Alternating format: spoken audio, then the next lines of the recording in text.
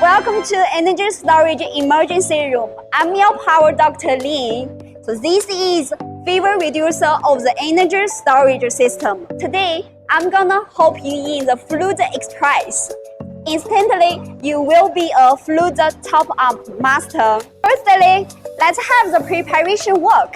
Turn on the cloud platform real-time monitoring system. Check out if the hydraulic pressure reading is below 1.5 bar, and then which means the coolant needs to be refilled.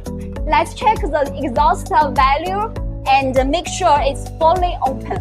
Take out the manual filling tool and well connect the round pipe with the interface and make sure no leakage risk.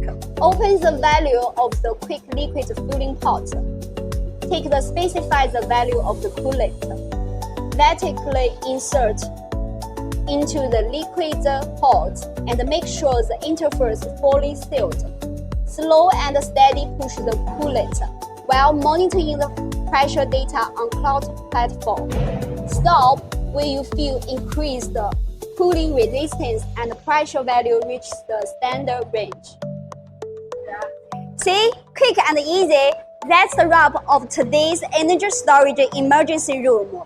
Next one, how to give your battery internal yawns. See ya!